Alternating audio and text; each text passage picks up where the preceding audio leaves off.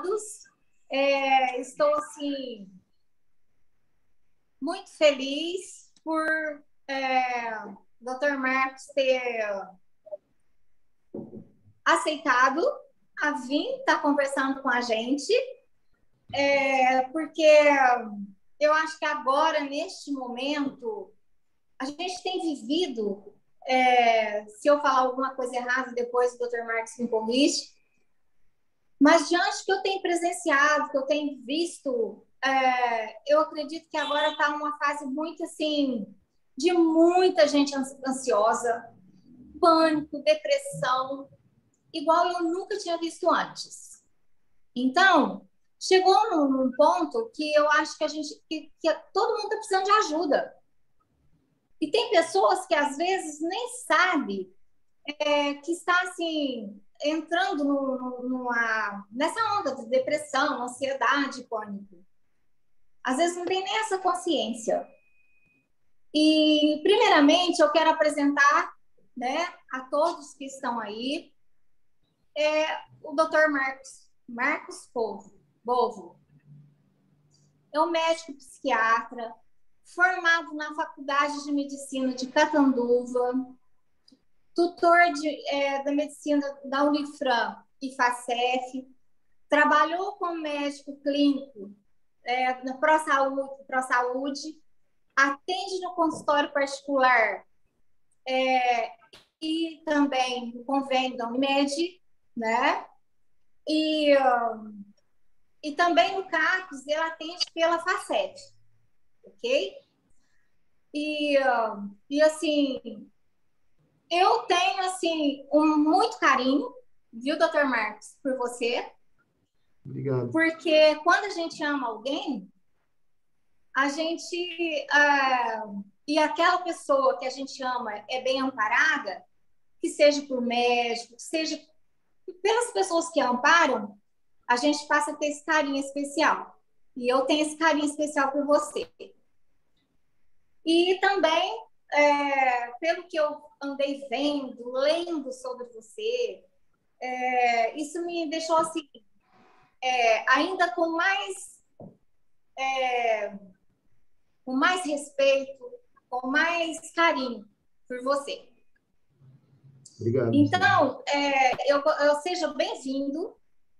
Eu faço parte do grupo do grupo Mulheres do Brasil. Hoje estou no comitê Corrente do Bem, onde nós trabalhamos com muitas famílias em extrema pobreza. E a cada dia que eu entro na casa, na residência de uma dessas famílias, eu tenho percebido o quanto essas famílias estão doentes. Às vezes pela necessidade que estão passando, às vezes são problemas assim que vêm desde criança. Para vocês terem uma ideia, às vezes eu vou atender alguém às pressas, porque me ligam e falam, olha, filho de tal família assim cometeu um suicídio, tentou suicídio porque não tinha nada para alimentar em casa, ou porque não... falta tudo, sabe? Não só alimento, mas falta tudo para essas famílias. Você vê aí, são doentes psicologicamente, financeiramente. Então, assim, o que me chamou muita atenção, não só esses casos, né, como casos da família também. Então, aonde a gente tem mais que está ajudando essas famílias? Então, Dr. Marcos, seja bem-vindo. Eu acredito que você tem muito para falar para nós, né? Quem quiser preparar as perguntas, pode preparar as perguntas, tá? E seja bem-vindo. Vou falar pouco, tá? Sério, verdade, fico até emocionado com a maneira como você me descreveu e elogiou. Para mim é um prazer poder fazer esse tipo de coisa. Eu acho que o conhecimento do que são as coisas de saúde mental, para mim, é de interesse público, assim, é algo que deveria ser ensinado em escolas, talvez, sei lá. Porque, assim, eu entendo que não é só sobre falar de tratar uma condição médica, fazer um cuidado de saúde. Eu acho que é sobre ensinar sobre alguma coisa. Porque muita coisa da saúde mental, você tem que explicar um mínimo do que aquilo é antes, né?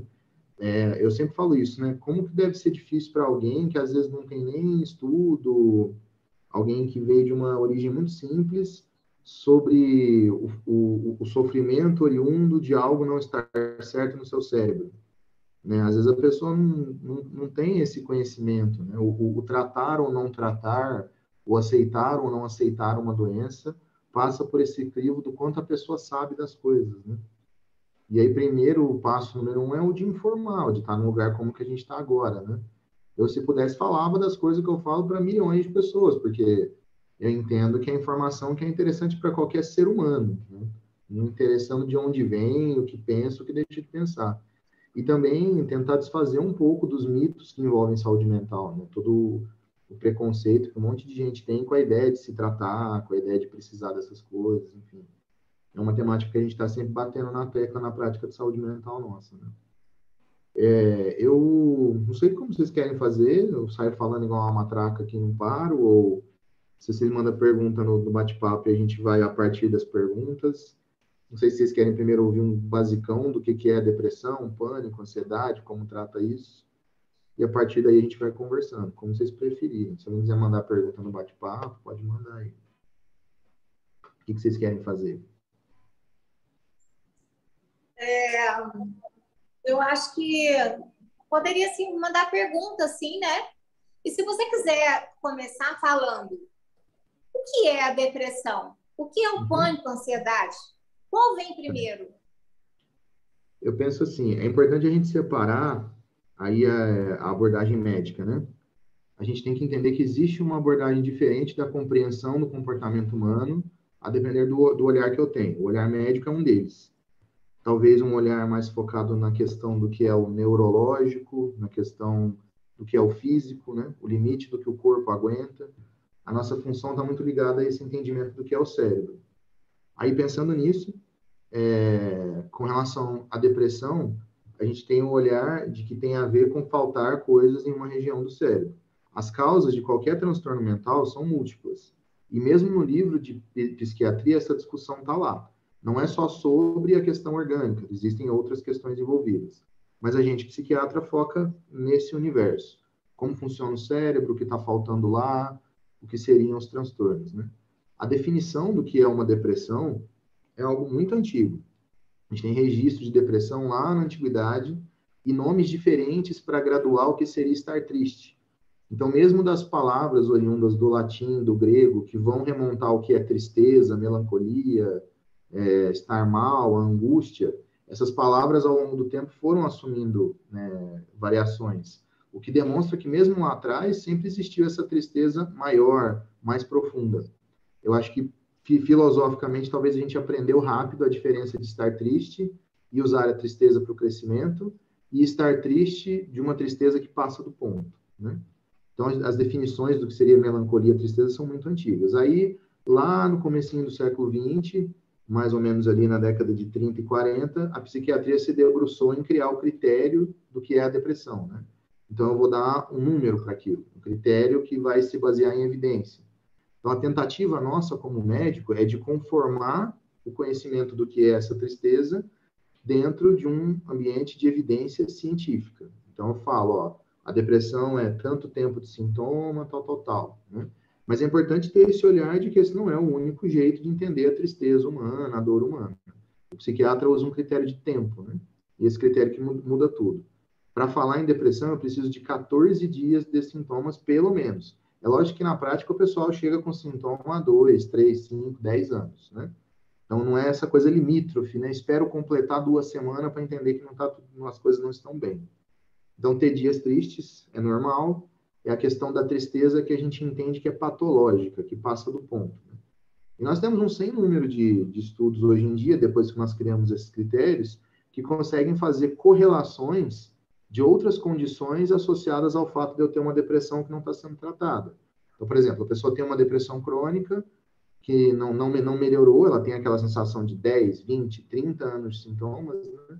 E associada ela vai ter uma dor crônica, por exemplo. Associada ela vai ter uma alteração que é clínica, né? Outra condição médica. E os estudos mostram que não tratar o quadro psiquiátrico faz a condição médica não ficar melhor.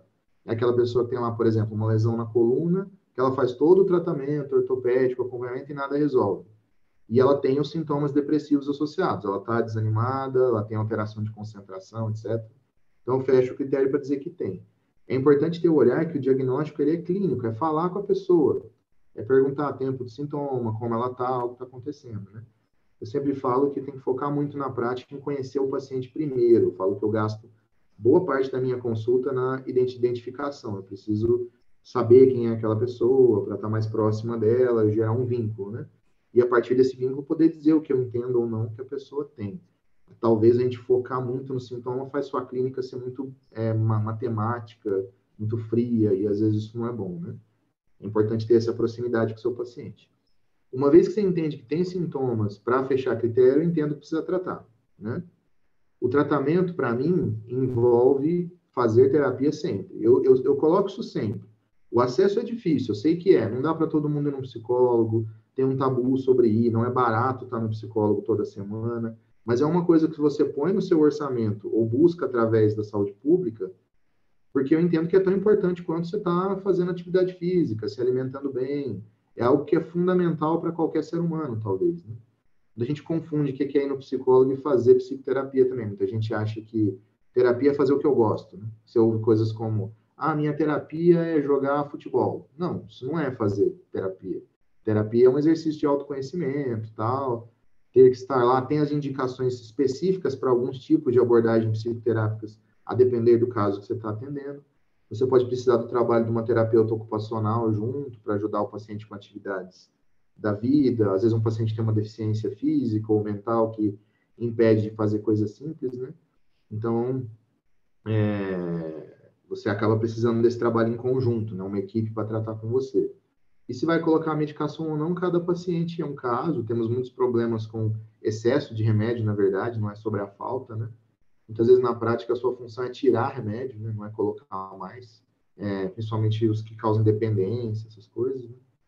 E entendo que esse trabalho em conjunto é o que salva aquele paciente. Eu entendo que tratar é o tripé da atividade física e alimentação, a psicoterapia e o diagnóstico mais a medicação. Se faltar algum, não tá bom, né? Temos também que sempre ver a questão de sono, né? Algo que é muito comum na prática nossa, né? Maneiras de lidar com sono melhor, podemos falar disso um pouco também, se vocês quiserem, né? Mas, assim, a depressão, na prática, basicamente, ela se manifesta assim. É uma coisa bem mais tranquila do que muita gente pensa, né? E esses sintomas iniciais, muita gente vai ter. A epidemiologia de depressão é muito grande, né? A gente tem números, assim, você chega a ter populações que, a depender do critério diagnóstico, se você usar 1/3 da população, já teve um episódio depressivo na vida. Mas os transtornos de humor, em geral, vão girar lá em 10, 15% de prevalência, né? É bastante gente. É uma em cada 10 pessoas, ou mais, né? E, assim, muita gente simplesmente não entende que tem e não trata. Por isso que eu falo, o trabalho, muitas vezes, não é sobre a pessoa perceber aquilo, ir no médico, tomar o remédio, ela entender o que está acontecendo. E muita gente passa por isso anos sem nunca parar para pensar que isso é coisa séria, que é algo que precisa ser feito, né? Um dado que eu sempre falo é que a segunda causa de morte em paciente jovem é suicídio, 15 a 35 anos. Só perde para arma de fogo e acidente de trânsito, né? E, assim, é um número assustador isso. Não era para ser isso. Porque se eu trato um quadro depressivo, eu evito o suicídio. É isso que os números mostram. A maioria das pessoas que se mata porque tinha um transtorno de humor. E o tratamento disso impede isso. Os números caem, tal, tanto que a gente tem o Setembro Amarelo, tal, para falar disso. E volto no que eu falei antes. Tudo tem muito a ver com essa coisa do tabu, né? Do que tratar. Um dado que eu acho que é importante eu colocar quando eu falo de depressão, eu estou falando dos transtornos de humor. Os transtornos de humor, se a gente for ver a grosso modo, tem 4 principais. A depressão maior, que é a que todo mundo conhece. O transtorno afetivo bipolar, que muita gente acha que conhece, acho que muita gente entende errado o que o transtorno é. A gente tem a distimia e a ciclotimia.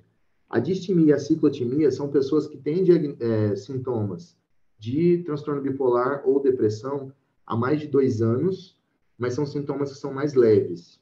São pessoas que você tenta tratar, mas sempre fica alguma coisa. Tem um mau humor crônico que sobra ali.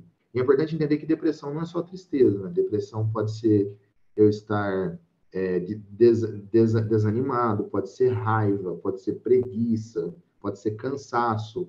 O humor tem ligação com todas essas coisas. E a gente tem estruturas específicas no cérebro que lidam com isso, que a gente chama de sistema límbico, né? Tem toda uma rede neural ali só focada nisso, né? E as medicações tentam agir lá, né? Tentando mudar ali, principalmente a recaptação de alguns neurotransmissores mais importantes do cérebro. Então, assim, não tratar é chegar nessa questão da epidemiologia grave e do suicídio. E muito eu acho gira em torno do conceito da escolha. Isso é uma coisa que eu sempre falo, isso vale para qualquer transtorno mental, né? A gente vive no Ocidente uma cultura que é mais cristã, né? E nós aprendemos que o livre-arbítrio é algo importante. Mas eu entendo, e há uma discussão filosófica importante aí entre a psicologia, a sociologia, a psiquiatria, e a teologia, talvez, também, que é sobre a escolha. O que é escolher alguma coisa? Um paciente com transtorno mental, escolhe o que faz? Essa é uma pergunta muito importante. Qual o limite de eu estar doente e precisar de auxílio? E qual o limite de eu estar escolhendo o caminho errado? E que hora que talvez o nível de surto, o nível de descompensação da minha capacidade de pensar, de decidir, faz com que a decisão que eu esteja tomando não seja mais uma escolha e agora eu preciso de ajuda. Eu saí de mim. Eu entendo que isso é algo que pode acontecer com qualquer pessoa, né? A ilusão de que eu nunca vou chegar nesse extremo é complicada. Qualquer um poderia chegar nesse extremo. E aí a gente entra nessa discussão de qual o momento que ela perdeu a capacidade de escolha e precisa tratar isso, né? Vale para qualquer transtorno, inclusive os transtornos ansiosos, que eu entendo que é um rol de transtornos que muita gente entende errado também. O entendimento de que é só sobre ficar meio ansioso, meio preocupado, quando na verdade é muito mais complexo que isso, né?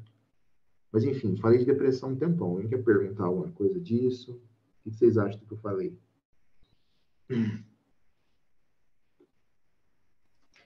Tá ótimo aí. Deixa eu ver aqui se tem alguma pergunta. Eu acho que tô... Pode fazer elogio também, se não tiver pergunta, gente. Interage com nós. Gente, alguém quer fazer alguma pergunta? Por favor. Elogio Pode eu já vou fazer agora. Se for para elogiar, já vou fazer agora.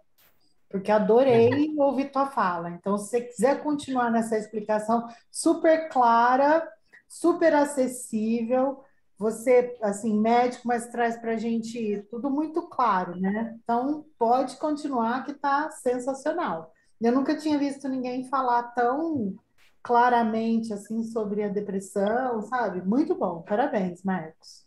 Obrigada. Obrigado. Bom, vamos falar de ansiedade, então. Normalmente, os transtornos ansiosos e depressivos andam juntos. E, normalmente, eles são os transtornos que é a pontinha do iceberg de outros transtornos mentais. A depressão e a ansiedade é o que aparece depois de muito tempo sem tratar aquilo que tem na base ali, né? São os transtornos mais comuns também, né? A ansiedade, ela está muito relacionada com os instintos de sobrevivência. Então, é sobre o meu cérebro tentar medir as coisas, prever as coisas, intuir as coisas, adivinhar as coisas, né? Então, é o meu cérebro tentando pensar no futuro, né? Meu som tá baixo? Do Sim, microfone? doutor Marcos, tá um pouquinho. Tá baixo? Tá um pouco. Espera aí.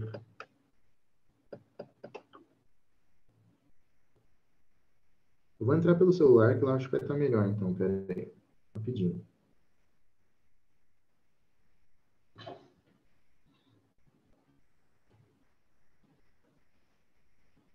Aceita eu aí.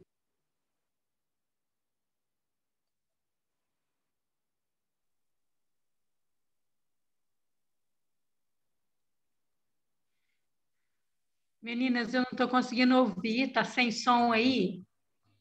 Já já vai normalizar. Só um minuto. Ah.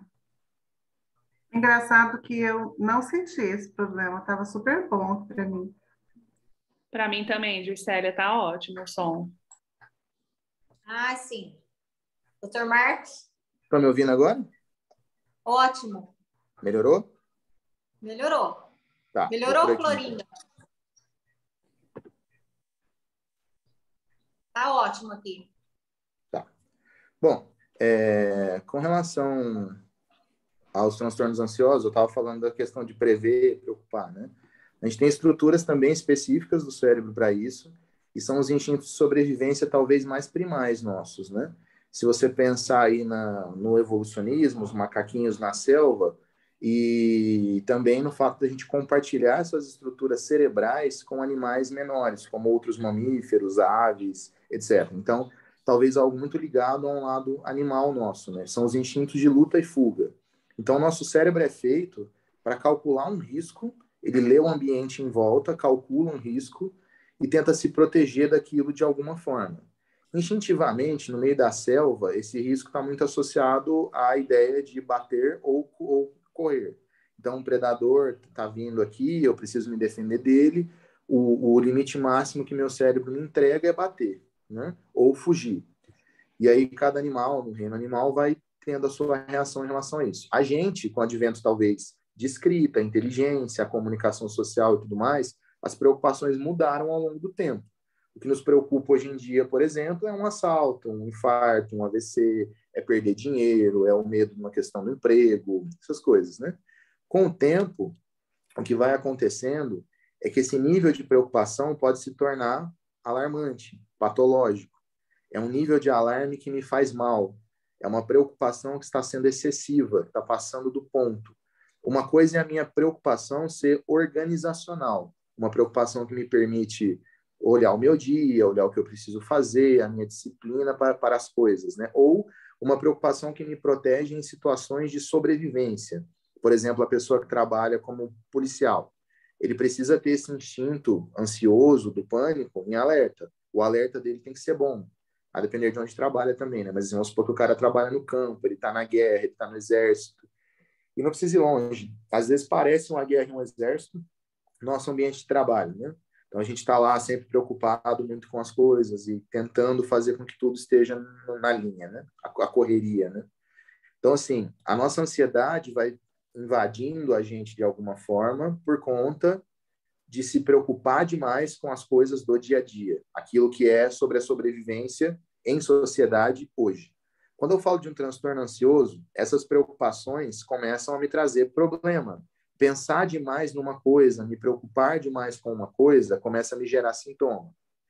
Então, o paciente vai trazer sintomas como? Ele ter a sensação que o pensamento é acelerado demais, no nível dele se sentir cansado, de tanto que pensa muito numa coisa. A ansiedade guarda muita relação também com alguns comportamentos que são perfeccionistas, meticulosos, querer ter controle das coisas, né? E esse controle, às vezes, atrapalha a gente a se organizar. O excesso de controle gerando cansaço. Então, eu preciso conferir muito, eu preciso estar certo do que eu estou fazendo e não posso errar, ou se cobra muito quando erra, né? Os transtornos ansiosos, quando são graves, quando chegam num certo limite, eles começam a causar perda funcional. A pessoa não consegue trabalhar, a pessoa não consegue limpar uma casa, a pessoa não consegue resolver uma coisa simples, porque o pensamento está muito ligado na preocupação com algo, ou no medo de algo. Existem os medos que são específicos, né? Por exemplo, os medos comuns são os medos de lugar cheio, o medo de estar em público ou falar em público, o medo de estar num lugar que não tem rota de fuga, tipo, não tem um hospital perto, eu tenho que correr para encontrar alguma coisa. Então,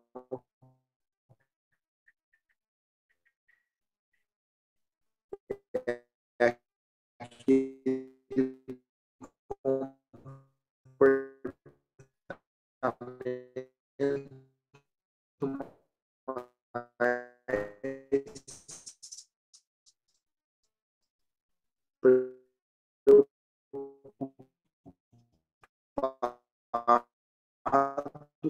com risco que nós chamamos.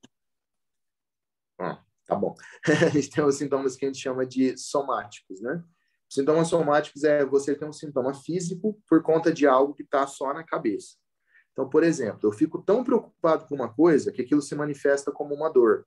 Então, eu estou tendo uma gastrite, uma dor de cabeça, uma dor nas costas, que nada explica. Eu faço exame e não tem nada. Eu tenho uma dor no peito que eu faço exame e não encontro nada. Então, o médico está ali investigando uma condição clínica e não está encontrando nada. Mas o paciente tem a queixa. Quando esse paciente começa a focar muito no rolê do estar doente, a gente dá abertura para os pensamentos hipocondríacos, né? É aquele momento que o paciente faz exame, vai em médico toda hora, ele precisa descobrir que ele tem alguma coisa, porque o sintoma está lá, não pode ser da cabeça dele. E esse comportamento começa a levar esse paciente a pedir exame demais, a querer encontrar doença demais, vamos dizer assim. Aquela pessoa que está sempre preocupada em resolver um certo sofrimento que ela tem naquele momento, né? Não espera o sofrimento passar, etc. O ansioso muitas vezes sofre por esse não esperar, né? E falo na figura de um ansioso de carteirinha quando eu falo isso, né? É a pressa para resolver tudo. Mas, à medida que a gente vai tratando, a gente vai compreendendo, né, o nível de preocupação que eu dou para cada coisa e o que talvez minha preocupação está focando em algo excessivo, isso está me fazendo mal, etc. Né? O tratamento dos transtornos ansiosos vai muito do diagnóstico, e são muitos diagnósticos dentro do capítulo de ansiedade. Você tem o transtorno do estresse pós-traumático, você tem o transtorno da ansiedade generalizada, você tem a síndrome do pânico, enfim, as fobias específicas. Tem alguns transtornos que os autores não sabem se classificam na ansiedade ou fora, como toque, por exemplo. Tem alguns transtornos que ficam próximos dos transtornos ansiosos, que são os de adaptação, são a adaptação ao estresse agudo, etc. Mas, resumindo, no fim das contas, os sintomas normalmente são esses: preocupação, ansiedade, medo, nervosismo, sintomatologia somática, etc. E, na prática, você separa o que é de cada pacientinho seu, né? Teve uma pergunta que fizeram aqui de fobia social. Cadê? Já perdi o bate-papo, estava aqui. O que o deprimido pode fazer quando aqueles que o cercam não entendem sua fobia social? Tipo, querem exigir que o depressivo age de forma normal. Então, aí eu lembro que não é só sobre ser depressivo e fobia social. É qualquer transtorno mental. O ponto número 1 é a família entender o que é o transtorno do paciente. As pessoas que convivem com o paciente entender o que é o que ele tem, como que se trata aquilo, que forma que vemos isso. Não tenho problema em atender um paciente ou a família que questiona o diagnóstico psiquiátrico, a validade dele ou qualquer coisa do tipo. Eu acho que é uma discussão válida, mas eu penso que em se valendo de ser real, quem está junto precisa ter o olhar de que o sofrimento da pessoa é real. Então, não adianta esperar que um depressivo esteja feliz, que um ansioso esteja tranquilo. Não vai acontecer porque você pediu para ele fazer. É um processo lento aquela pessoa sair disso, melhorar isso. E a pessoa não faz aquilo porque ela quer, ela não está escolhendo aquilo, né? Os sintomas vêm contra a vontade daquele paciente. Se nós passamos tantas décadas juntando dado para ver como isso é uma coisa que as pessoas não controlam, como é que tem gente que acha que simplesmente falando ele vai ficar bem, né? Não é assim que funciona. Tem todo um processo para que essa pessoa se sinta bem, um tempo das coisas acontecerem. E não é incomum a família em volta que questiona isso ter seus transtornos também, né? Eu entendo que no psicólogo é algo que todo mundo tem que fazer, igual fazer um exercício físico.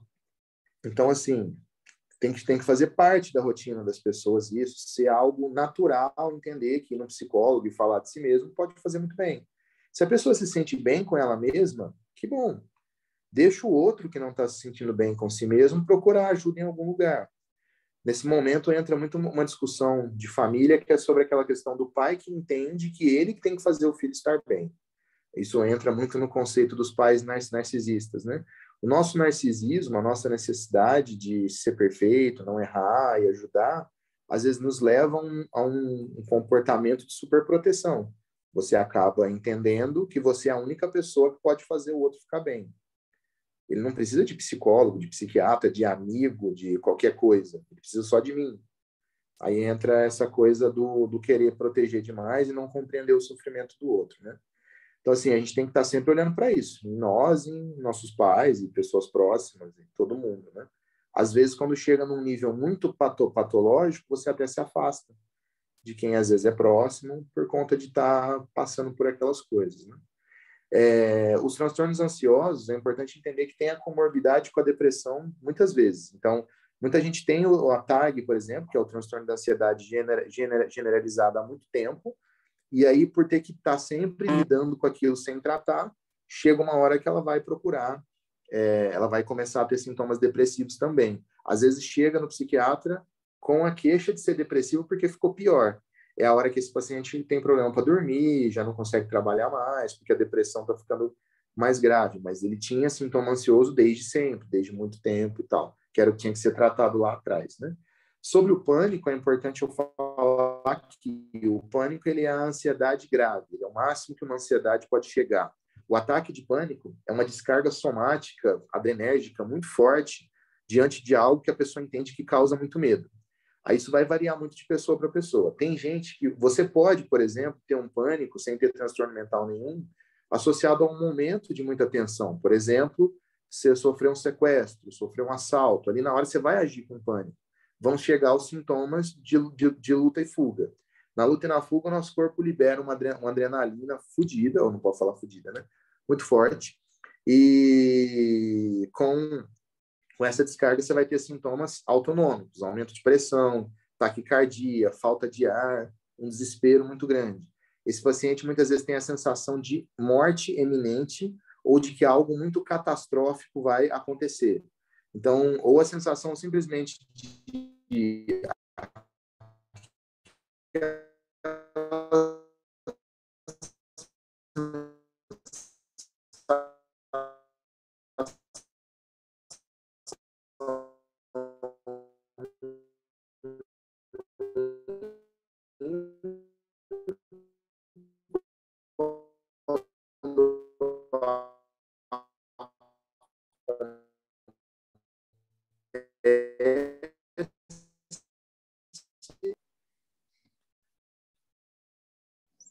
crise de pânico seria um avanço da ansiedade. Então, o pânico, é importante ter esse olhar. E tem a ansiedade normal, é a gente se organizando no dia a dia, lidando com nossas preocupações diárias.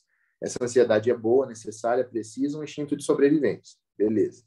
Quando que se torna ansiedade patológica? Quando começa a ser a maior parte do seu dia de preocupação com perda funcional. Atrapalha você no seu emprego, no que você faz. A sensação subjetiva de estar ansioso sem perda funcional não é um transtorno ansioso. E às vezes é só sobre fazer um exercício de autoconhecimento dos seus próprios medos, né? O paciente pode ter os sintomas somáticos, que é aquela gastrite, aquela dor nas costas, que incomoda muito, que eu faço exame e não encontro nada. E o pânico seria essa ansiedade ficando grave, né? E lembrar da questão da sensação de pensamento acelerado, né? No transtorno do estresse pós-traumático, eu já estou num outro universo, que é sobre um evento gerando sintomas ansiosos. Então, por exemplo, o estresse pós-traumático vai estar associado a estupro, vai estar associado a sequestro, vai estar associado à guerra. Então, assim, eu passo por uma situação muito difícil, muito pesada, um conteúdo humano, de contato, que foi muito pesado, e no pós aquilo me perturba muito, né? Eu tenho pacientes de todo tipo com transtorno de estresse pós-traumático, por exemplo, que sofreram um assalto num banco, e depois do assalto, aquilo mexeu com a pessoa, ela lembra sempre daquela situação. Então, o estresse pós-traumático está muito ligado a certas situações específicas que o paciente lembra, sejam elas um evento único ou uma repetição. No caso do abuso, do estupro, isso acontece muito.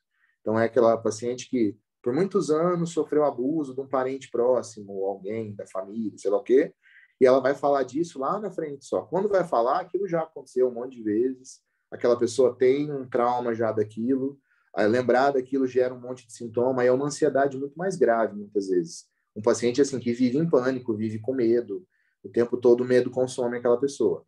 O prognóstico desses pacientes é bom? Tratando é bom sim. Se toma remédio, se vai no psicólogo, se lida com o evento estressor de um jeito que consiga sair daquilo, ajuda bastante. E as fobias específicas, talvez eu precise da abordagem daquela fobia que a pessoa tem. Lembrar que fobia social é um problema de conhecer pessoas. Então, a fobia social está muito relacionada ao contato, estar num grupo, falar com um grupo, conhecer uma pessoa nova, né? Não confundir isso com a personalidade antissocial. A personalidade antissocial é uma definição que a gente tem do DSM-5, nova, para o conceito de psicopatia, sociopatia, que na prática tem mais a ver com não seguir regra, tal. Mas tem a psicopatia grave, que é até temática de filme e tudo mais, né? Mas, assim, são coisas diferentes. A fobia social nesse universo da pessoa que tem medo do contato, do conhecimento, E o antissocial, essa questão de regra, falta de empatia, tal, tal, tal. Aí é toda uma discussão sobre maldade e tal. Como é que trata a ansiedade? Do mesmo jeito que eu trato depressão. É medicação, é psicoterapia, exercício físico. O exercício físico na ansiedade é muito importante. É um jeito de diminuir bastante, né, os sintomas. E não precisa ir longe, né? Pensa que se você é muito ansioso, você vai lá e corre, correr alivia a ansiedade. Seu corpo vai entender que você está fugindo. O problema que estava ali te incomodando, você correu dele, né? Então, fazer o exercício físico libera muita coisa no cérebro. Tem o BMDF, que é um fator neurotrófico cerebral, derivado, né, do cérebro, que ele ajuda na genética da produção de neurotransmissores, enfim. Tem toda uma questão do exercício físico, que por si, que é como tomar um antidepressivo. Então, fazer o exercício é uma parte importante de tratar, né? E a psicoterapia semanal e tudo mais. A gente tem terapias comportamentais específicas para cada tipo de fobia, essas coisas que resolve muito bem alguns casos, né? E a depender do que a gente está falando, talvez eu precise de uma abordagem terapêutica XYZ. Os transtornos ansiosos, neuróticos, de humor, eu acho que são os que respondem melhor a algumas abordagens psicoterápicas, né? A gente tem muito resultado com eles, né? E sempre nessa lógica de tentar tomar o mínimo de remédio possível. Muitas vezes, na prática, o que eu estou querendo é fazer as pessoas pararem de tomar a tarja preta. Eu falo que eu passo metade do meu dia falando para as pessoas pararem de tomar clonazepam e ir no psicólogo. É muito de como é a saúde mental hoje em dia, né? Essa busca pela solução da dor, do sofrimento numa substância XYZ, né? Marcos, Enfim. Oi. falando sobre a medicação, eu tenho uma questão aí. No meu caso, eu tive muita dificuldade de aceitar tratamento para depressão, ansiedade, por conta da medicação em si. Eu sempre demorei muito a adaptar, sinto todos os efeitos colaterais que tem na bula, eu sinto. E eu vejo que muitas pessoas têm essa mesma dificuldade. Tem algo assim que pode ser feito para facilitar esse processo de adaptação, para que as pessoas tenham uma aceitação melhor? Bom, eu acho que eu preciso responder essa pergunta em duas partes. A primeira parte, sobre a discussão de dependência e do remédio fazer bem ou mal, né? E a segunda parte, sobre o que seria algo que eu posso fazer no nível técnico para o remédio ser mais efetivo, né? Então, a primeira discussão é, primeiro, tirar o medo do que muitos pacientes têm de que o remédio vai causar um vício, né? Porque muitas vezes na prática, o que você tem é falar com uma pessoa sobre o vício dela para ajudar ela a lidar com aquilo. O vício, ele é visto de um jeito muito pesado. As pessoas têm um olhar de que ter uma dependência química é um desvio moral, é um erro, uma falha de caráter, né? E a dependência química, ela também não é uma escolha, assim como a depressão, assim como a ansiedade. Ela muitas vezes é um traço da pessoa, um traço mais impulsivo, compulsivo, né?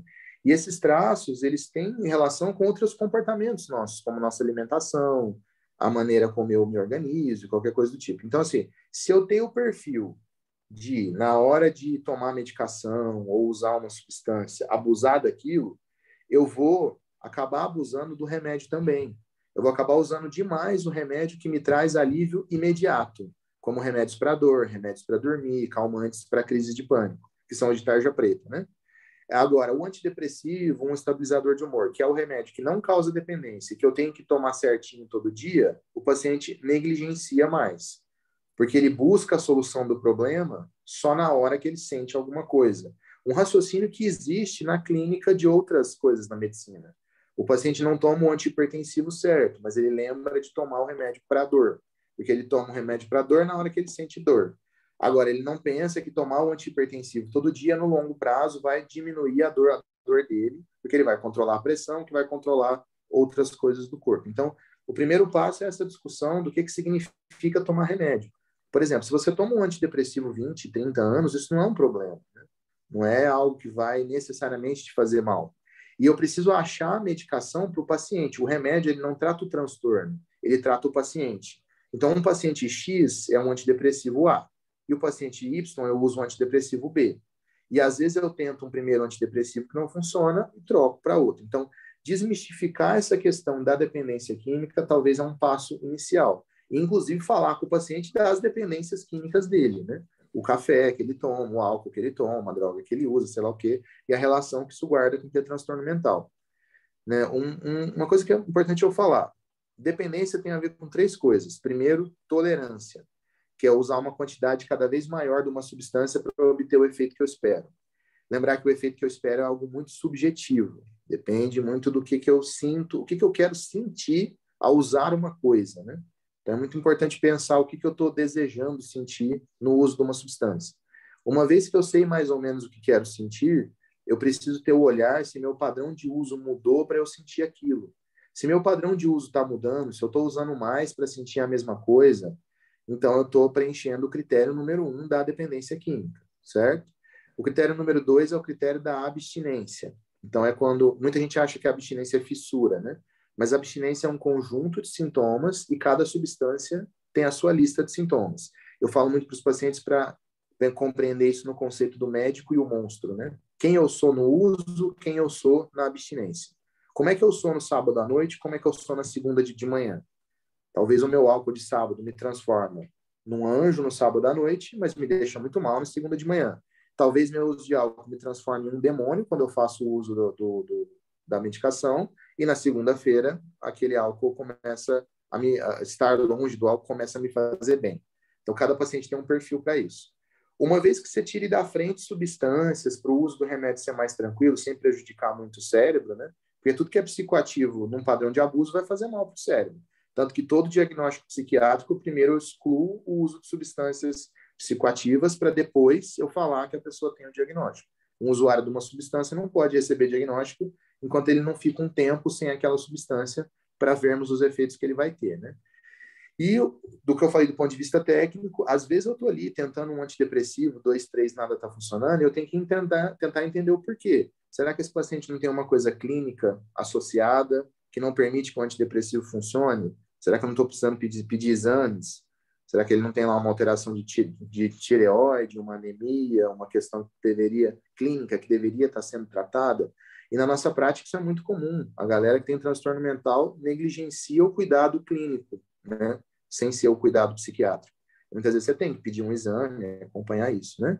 Uma vez que você descartou as condições clínicas, talvez nós temos que pensar nas questões nutricionais, principalmente ácido fólico, vitamina B12 e ferro. São os 3 nutrientes talvez mais importantes para o cérebro. Mas tem muitos outros, magnésio, enfim, a lista é enorme. Esses 3 que eu falei, que basicamente é feijão e carne vermelha, né? São 3 que são muito importantes. Anemias carenciais desses 3 geram um monte de coisa. E hoje a gente sabe também que as medicações têm uma questão genética nelas. Nós temos genes específicos, alelos de genes, para a metabolização de cada antidepressivo. E algumas pessoas têm o azar de ter os alelos que quase nenhum antidepressivo funciona. Um jeito de descobrir isso é, na prática, botando um antidepressivo até não dar certo, ou pedir um teste genético. Hoje os testes psicofarmacogenéticos já estão indo para os livros de psiquiatria, tem muita gente publicando sobre isso, está ficando cada vez mais forte, se fala em congresso e tal. E os estudos, os testes genéticos, eles me falam, ó, esse antidepressivo é o que vai funcionar para essa pessoa. E às vezes eu tenho que trocar isso. Essas carências nutricionais também têm questões nelas. Por exemplo, tem a questão do ácido fólico e a pessoa quebrar aquele ácido fólico em folato. Algumas pessoas têm o gene que não faz essa quebra. Se eu não tenho folato, eu não tenho produção de neurotransmissor. Se eu não tenho neurotransmissor, eu posso tomar um caminhão de antidepressivo que não vai funcionar. Então, é importante eu separar o remédio para cada paciente. Tem um remédio para cada paciente, inclusive num nível que é técnico. Não é só sobre aquilo ser algo subjetivo, né? Como muita gente pensa das questões psiquiátricas e psicológicas, né? E fazer o acompanhamento de terapia, todo o resto que tem que estar associado. Né? Doutor Marcos, às vezes eu vou na casa de algumas dessas famílias que nós atendemos, Socorrente do Bem, e eu me deparo muitas vezes com alguma pessoa da família que faz muito tempo que está no estado depressivo, nem levantando com a cama. Uhum. E às vezes não sabe nem que caminho seguir, sabe? Não sabe o que fazer, não sabe, não quer nada mais. Aliás, eles até comentam, eu só quero morrer, sabe? E às vezes também eu me deparo com algumas famílias que têm adolescentes em casa que começou a mexer com droga. E aí começou a se drogar, tal, e a família ali pegando no pé para isso não acontecer, não continuar.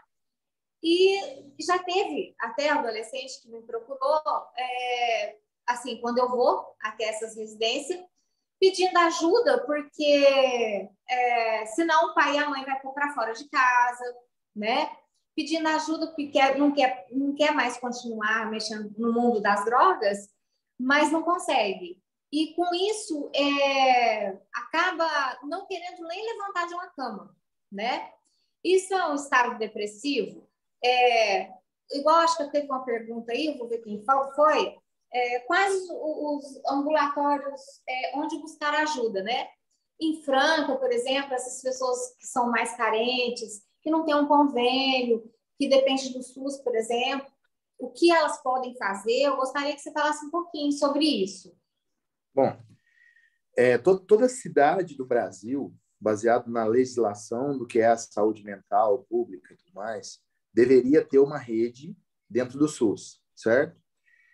Uma coisa que eu acho que é importante eu falar, eu sempre falo isso em live, hoje eu acho que eu tenho menos medo de falar essas coisas. Eu tenho um olhar que a gente tem que tomar cuidado para não ficar preocupando com o acesso às coisas apenas baseado em legislação. Eu acho que hoje o modelo que o SUS propõe tem um limite nele que é orçamentário. E é uma coisa que não é sobre eu arrecadar mais dinheiro para que aquilo dê certo. Talvez a gente tenha criado um sistema, e acho que não é só na saúde, isso acontece na educação e muitas coisas, que ele não se sustenta através da lógica pública, estatal. É algo que precisa de investimento de outras ordens para funcionar. E isso não é sobre alguém ganhar dinheiro ou buscar lucro, é sobre fazer com que as pessoas tenham acesso. É ter o olhar que privatizar algo faz com que o acesso seja possível. Isso não é sobre as pessoas pagarem também o acesso à saúde. É encontrar parceiros e formas de fazer aquilo que não vão utilizar dinheiro público ou que vão utilizar menos dinheiro público. Porque se a gente depender do público, a gente está perdido. Nós temos eu penso que nós temos hoje um clima político no Brasil que não está legal em muitos sentidos. E não é sobre quem é o presidente de agora ou quem foi há alguns anos atrás. É sobre como é a política em nosso país e achar que depender do político para resolver isso vai ser a questão. Eu acho que há um desbalanço grande em relação a isso no país como um todo. Mas, dito isso, se nós vamos seguir o plano que está no papel hoje, como é a legislação de saúde mental hoje, que eu entendo que talvez podia mudar alguns pontos, nós temos os CAPs na lógica da desinstitucionalização. A minha residência médica foi pela Secretaria Municipal de Saúde de São Paulo. E foi uma residência muito legal porque tinha esse conteúdo politizado ali no meio, de ensinar a gente a trabalhar na rede de saúde mental. Então, é aquela lógica de tirar o atendimento dos grandes hospitais psiquiátricos e colocar o atendimento num nível mais ambulatorial, comunitário, né? Os CAPs hoje são o que representam isso. O CAPs é Centro de Atenção Psicossocial. Você tem CAPs em todas as cidades do Brasil e a ideia é que as prefeituras busquem a implementação disso, né? As secretarias, as DRS de saúde, buscar a implementação desse modelo. Hoje, o financiamento disso vem muito da veia pública e talvez seria interessante ter investimento de outras ordens, né? Aqui em Franca, nós temos o CAPS 3 Florescer, que é o CAPS que eu trabalho, fica ali nos Pinhais, né? Próximo do Toninho ali. O CAPS ele já existe agora há 3 anos, nós estamos lá desde que o serviço começou, foi muito legal ajudar a fundar esse CAPS aqui em Franca, porque é o movimento da desinstitucionalização no Brasil, é participar disso historicamente, se for ver, né? O modelo brasileiro ele é muito bem visto em outros países e tudo mais, a ideia que está no papel para ser colocada em prática é bem legal. A ideia do CAPS é que o paciente esteja no serviço por um tempo e depois você coloque ele de volta para a rede. O que é a rede? A rede é a UBS, a Unidade de Saúde da Família, o lugar que está ali próximo da sua casa, né? Então, a gente entende que um quadro agudizado, uma pessoa que precisa de um afastamento, um laudo, um acompanhamento por um período um pouco maior, talvez ela precise mais do CAPS. Então, o CAPS acompanha a pessoa nesse período. Uma vez que esse quadro está mais estável, eu encaminho esse quadro de volta para que a atenção primária continue seguindo. No movimento de surto, então o paciente acabou de ter uma tentativa de suicídio, está num surto psicótico, um momento de agudização de um quadro que já é crônico, talvez com critério para internação, uma pessoa que quer se matar, que tentou se matar. essa pessoa em Franca tem que ir no pronto-socorro.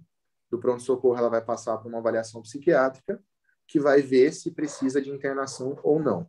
Nós tentamos, no pronto-socorro municipal, fazer uma política de não internar o mínimo possível, para que o Allan Kardec não fique abarrotado de gente, né? Uma vez que você faça essa rede funcionar, teoricamente dá certo. Isso pensando na rede que eu estou lá no CAPS, do paciente adulto com depressão, com uma esquizofrenia, um transtorno bipolar, etc. Nós temos também o CAPS Álcool e Drogas, que é o CAPS Renascer, que passou por uma reforma esse ano agora, né? Estão fazendo um serviço bem legal lá. A própria coordenadora do nosso CAPS ajudou a fazer lá, né? Esses serviços em Francas, todos são terceirizados pela Fundação Allan Kardec, mas são serviços da prefeitura. Então, tem as empresas que têm a terceirização para poder atuar lá, né? Que é um modelo de terceirizar, privatizar de toda forma, né? Que eu acho que ajuda na gestão dos serviços aqui na nossa cidade, né? Você consegue fazer os processos serem mais rápidos. Além dos CAPs, a gente tem as residências terapêuticas, tem as residências terapêuticas que são da política de saúde mental e as residências inclusivas que são da política de serviço social. Quando a pessoa sai de uma internação prolongada, ela pode ir para uma residência dela, aquela pessoa que não tem suporte social, não tem uma casa para ir, a família abandonou. O serviço mental está sempre tentando fazer uma reinserção social, mas tem os pacientes que dá e os que não dá, né? Além dos CAPs e das residências, nós vamos ter também o NAIA, que é o atendimento infantil em Franca. Normalmente você tem que primeiro ir pela atenção primária para depois ir para um serviço de especialização.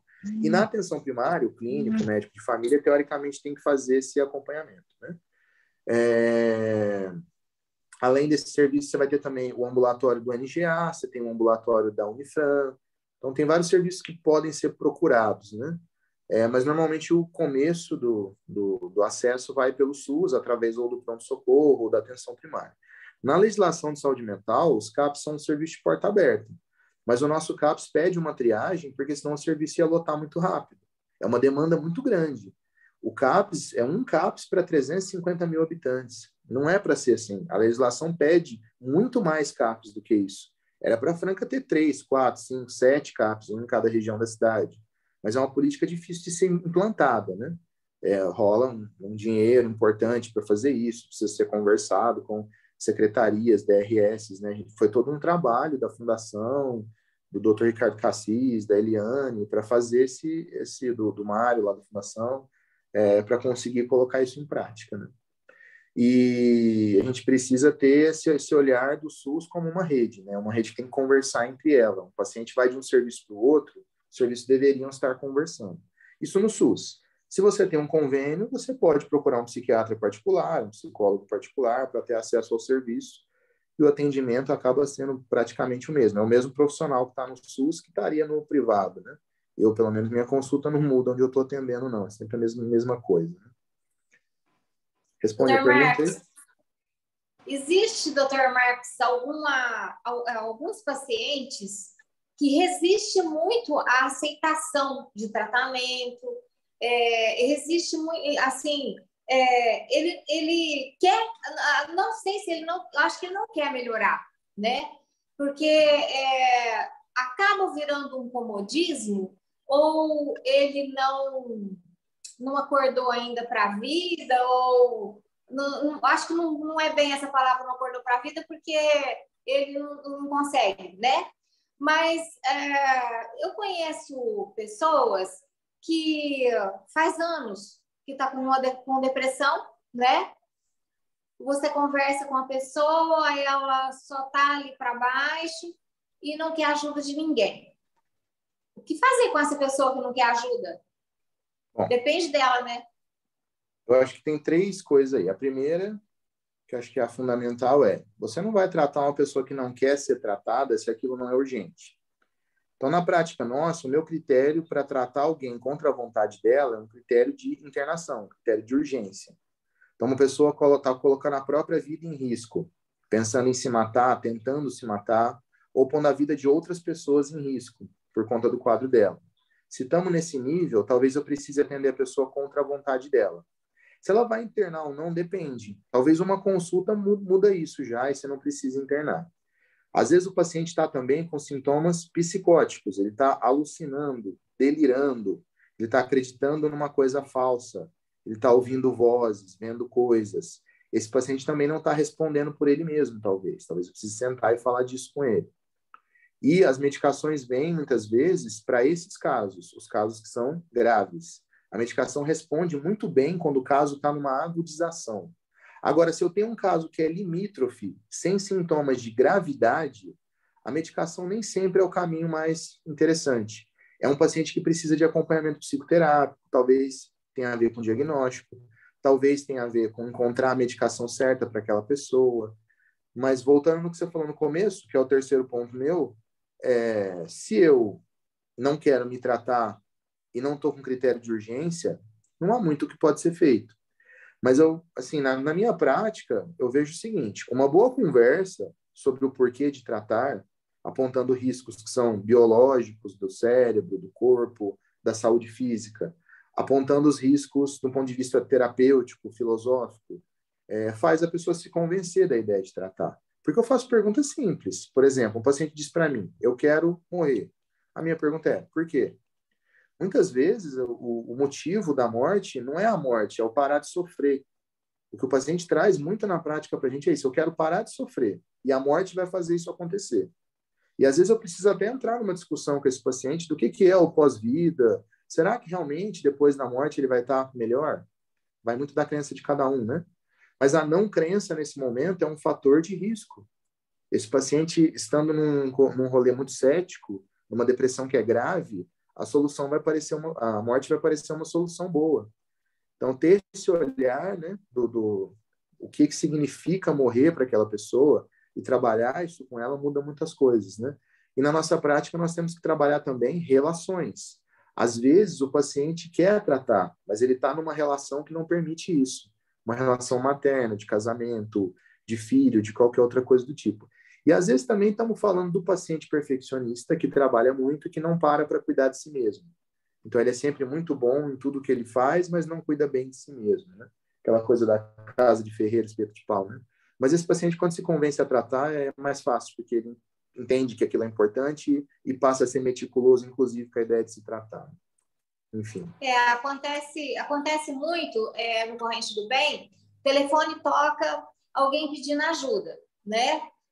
Ou é alimento, ou é roupa, ou é móveis. E entre esses, aconteceu várias vezes aí, a Florinda, que está aí também ouvindo, ela sabe disso, então, pedindo ajuda. A gente vai até essa pessoa ajudar, tal, a gente vê que ela está no estado ali de depressivo de anos, né? Mas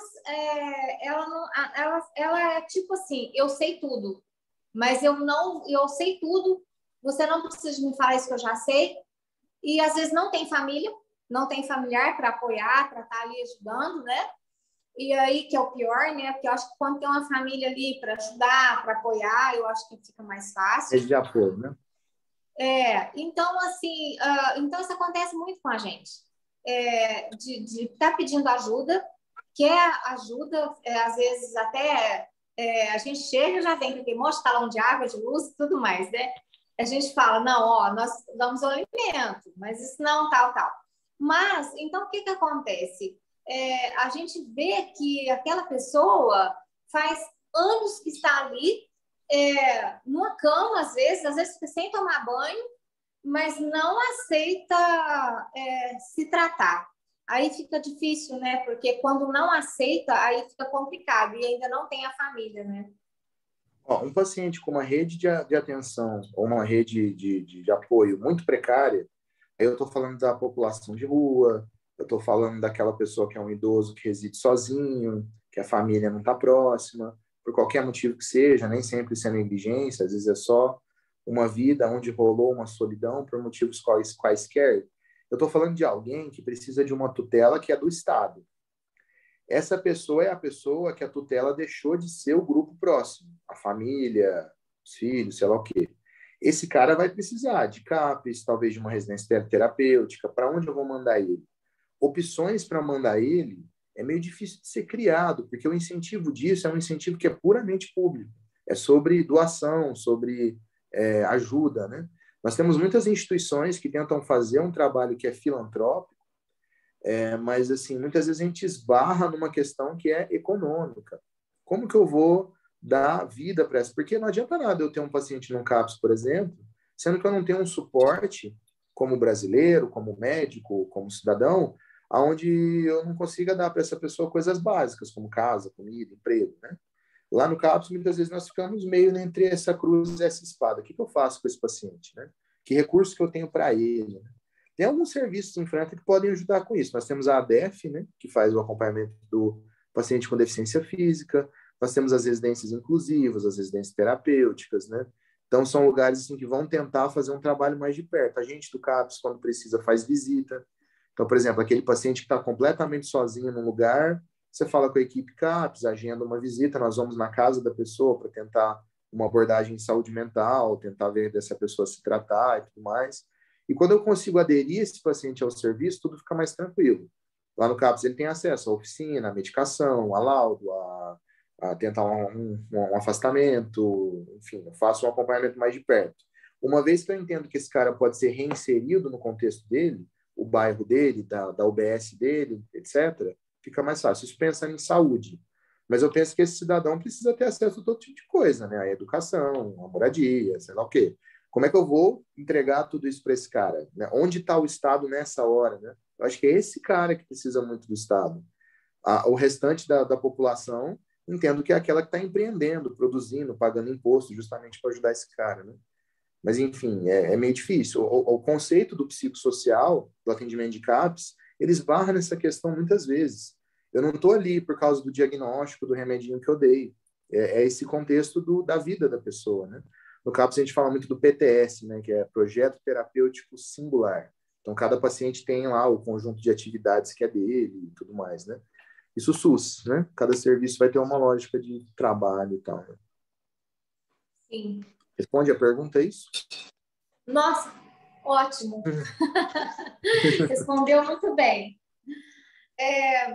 Assim, as famílias, eu acho que é muito importante, assim, muito importante nessa ajuda com o paciente com algum desses sintomas ou com todos esses sintomas, né? Porque saber o que falar, saber como agir, né? Eu vejo assim, eu mesma estudei muito sobre isso, então eu acredito que a família ajuda muito, né? Uhum. E eu acho que você falou, né, aí um pouco sobre a família, né, do lado do paciente, e porque muitas vezes a gente vê que ouve aquilo que às vezes o paciente não pode ouvir. Às vezes você exige tanto dele, sendo que ele não tem como, né? Não tem como fazer aquilo que você quer. Então, eu acho muito interessante essa parte, né? Olha, a família está junto. Na minha abordagem, eu sempre chamo família para vir, né? Eu entendo que 99% das vezes isso é uma coisa que ajuda e não que atrapalha. É rara a situação que um familiar vem e isso não é terapêutico para aquele paciente. E a minha abordagem é muito simples. Eu gosto muito de uma abordagem de psicoeducação. A psicoeducação basicamente é a pedagogia dentro da psicologia, né? Eu ensinar os conceitos de saúde mental. Né? Eu que trabalho como professor, estou sempre me preocupando com a didática das coisas, ser claro o que eu estou dizendo, né? E acontece muito de você precisar fazer esse trabalho. Você chama a família do paciente.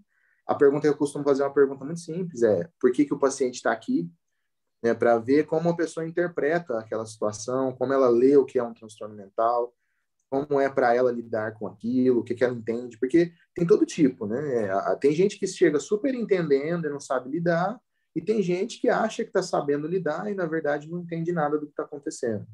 Então, é sobre fazer esse trabalho, né, de conversar com a família do paciente para trazer isso. Isso na prática como médico, né? Se a gente puder ter acesso a grupos de família específicos, isso é bom. No CAPS eu tenho acesso a isso.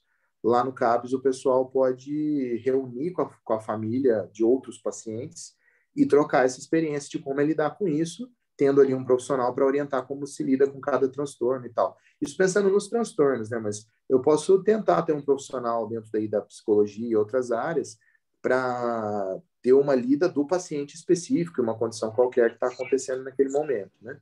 Então, assim, família junto muda tudo. E não é incomum, na prática, você chamar a família de um paciente e, passado algum tempo, esse familiar entender que ele tem que se tratar também. Isso acontece bastante, né? Muitas vezes tem a ver até com ser a pessoa que cuida, né? É o cuidador adoecendo e não percebendo isso, né? Sim. Doutor Marcos, eu acho que a gente, assim, por mim, eu ficaria aqui mais umas 2 horas. Gisélia. Gisélia.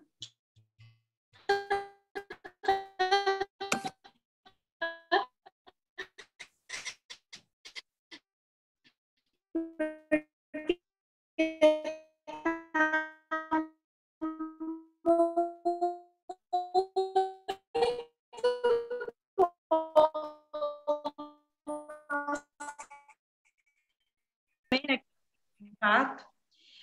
Eu queria trazer eu queria trazer uma situação bem rapidinho. Assim, a gente percebe um quadro de depressão, mas a gente vê que é pela situação de vivência, ambiente familiar. O casal, ele tem duas crianças especial, né, portadoras de necessidade especial. E isso daí já demanda, assim, uma dedicação, né, dos dois.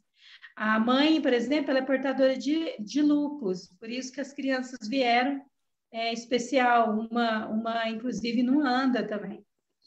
Só que a mãe caiu, por exemplo, no banheiro e ela também é uma pessoa que depende de cuidados. Então ficou uma pessoa na família, né, que no caso é o marido, o pai, que está tomando conta de tudo e também provendo o alimento.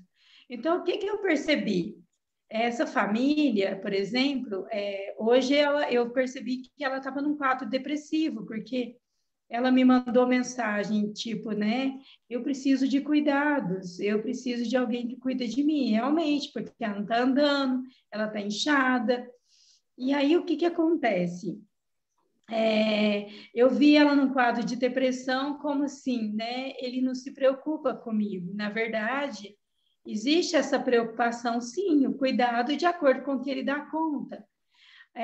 Tentei, assim, conversar, mas o que eu achei? Ela já toma remédio para dormir. Quer dizer, ela já faz uso de medicamento para o lúpus. Ela faz uso de medicamento para depressão. Ela faz uso de medicamento para diabetes. Então, eu fiquei pensando, né? Enquanto o senhor estava falando, eu pensei, gente, mais uma situação. O senhor acha que é um caso de solidão, porque agora houve um distanciamento, né, entre marido e esposa, porque tem 2 crianças, ele dorme do lado da cama de uma, porque tem que ficar ali prestando atenção a noite toda. Num quarto ela dorme, no outro quarto ao lado de uma outra criança, mas ela não tem a possibilidade de socorrer agora, né, em qualquer sentido, de levantar da cama. Qual seria, o que o senhor falaria, por exemplo, numa situação como essa? Não é uma depressão patológica, né?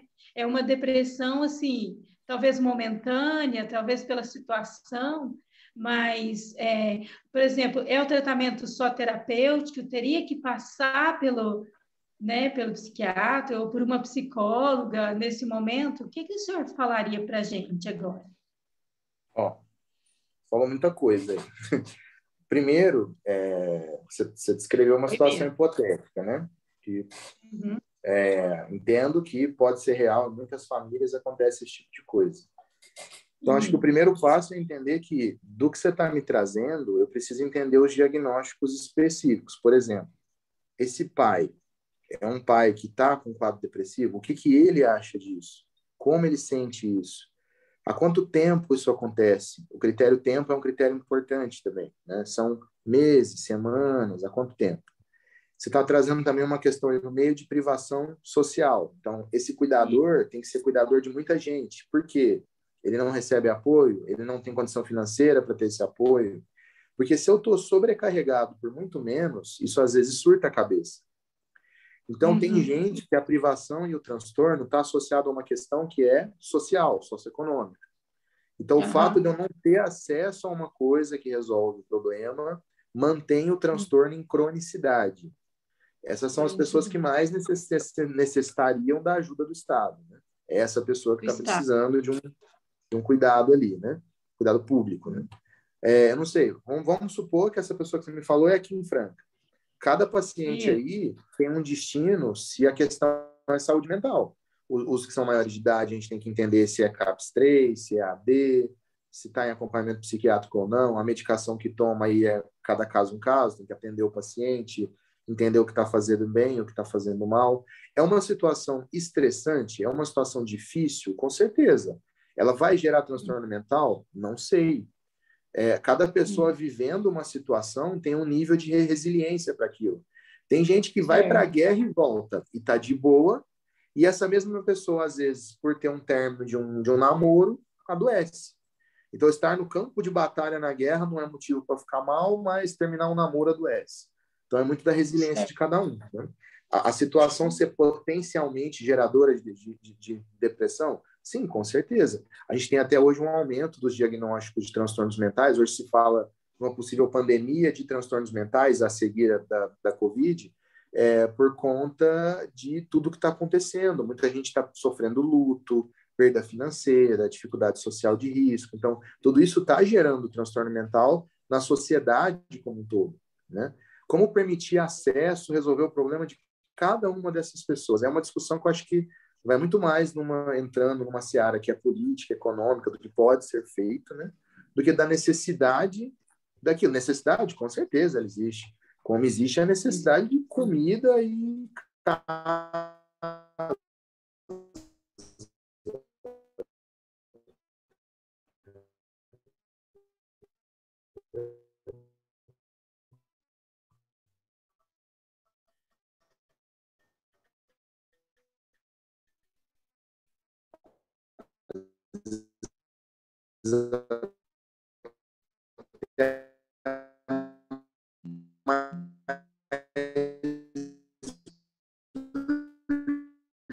as terapias de casal, as terapias familiares, as terapias de grupo, né? Cada uma vai ter um jeito de abordar, né? O acesso a isso que é complicado, porque, por exemplo, SUS em Franca, o meu acesso é de grupo.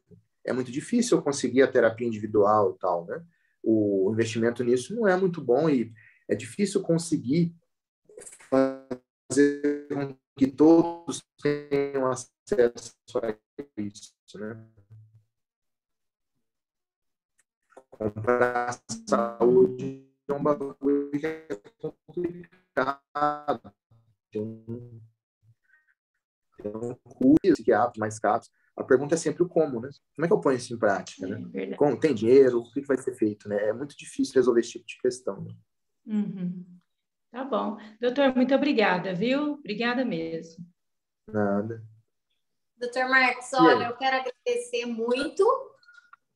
Foi maravilhoso. Eu tenho certeza que foi esclarecedor, né?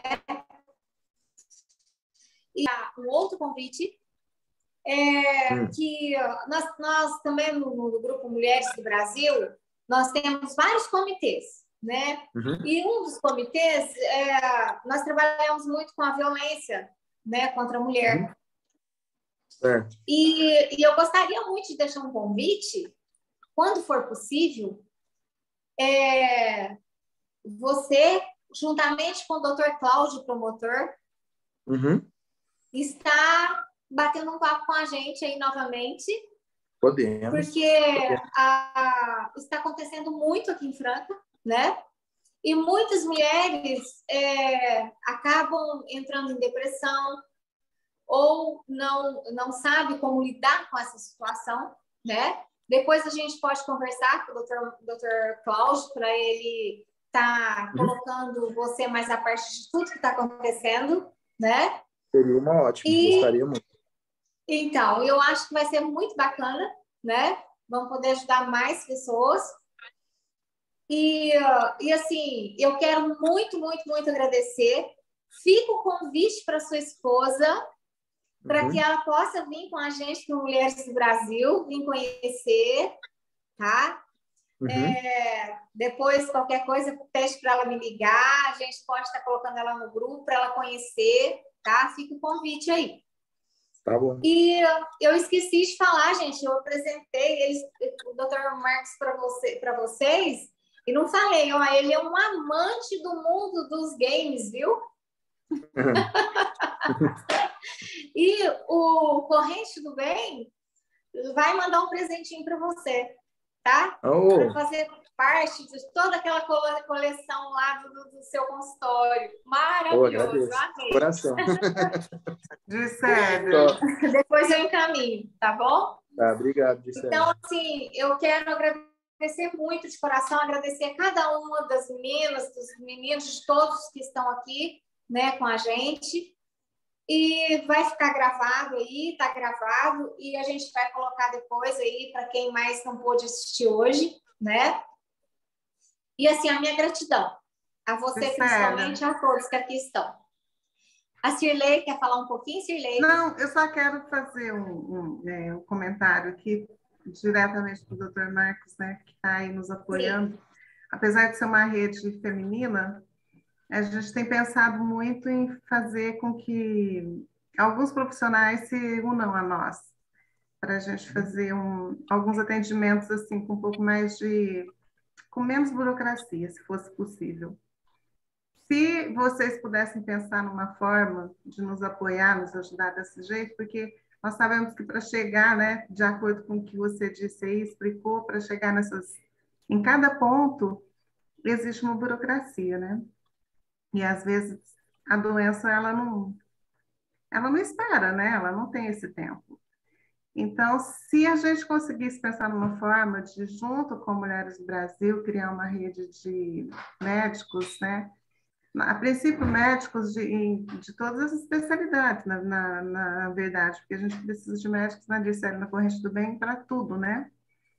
Mas principalmente nessa área sua, psicólogos, psiquiatras, terapeutas, porque são pessoas que não têm a mínima condição mesmo, né, financeira, e também não tem essa cultura, né, do tratamento. Então, para a gente atender e eles até depois serem encaminhados, a gente precisaria de alguma coisa mais rápida.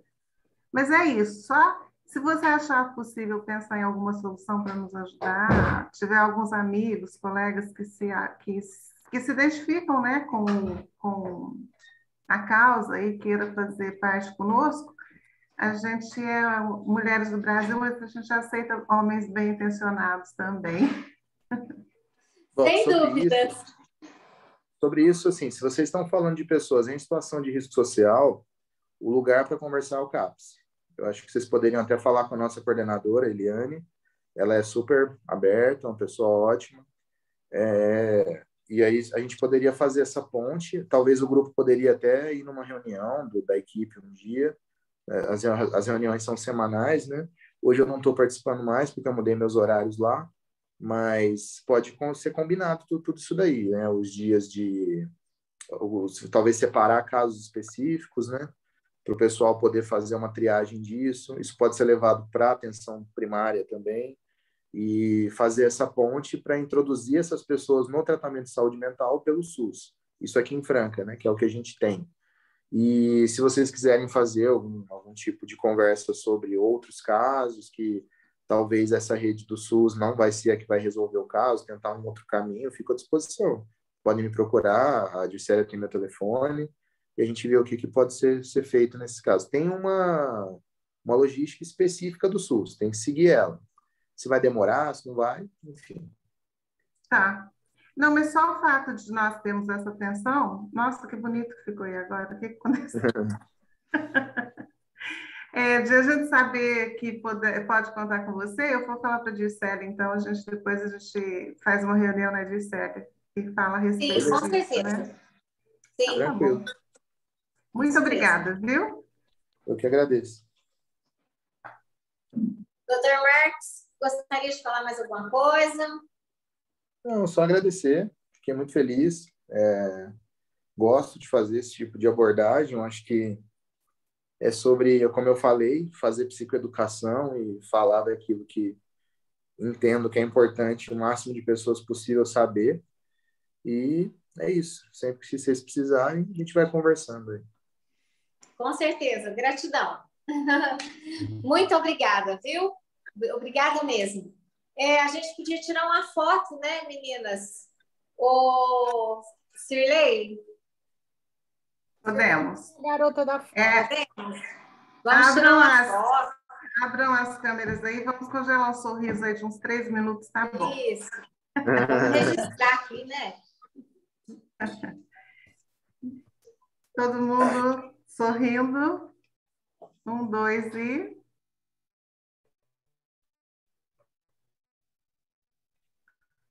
Deixa eu ver se ficou bom. Ah, ficou? Gente bonita, meio difícil ficar feio, né? Tá chique. Então tá bom. Tá ótimo, gente. Muito obrigada. Obrigada a vocês. Tchau, Obrigado, doutor gente. Marcos. Muito obrigada, viu? Tchau. Obrigada Tchau. a todos.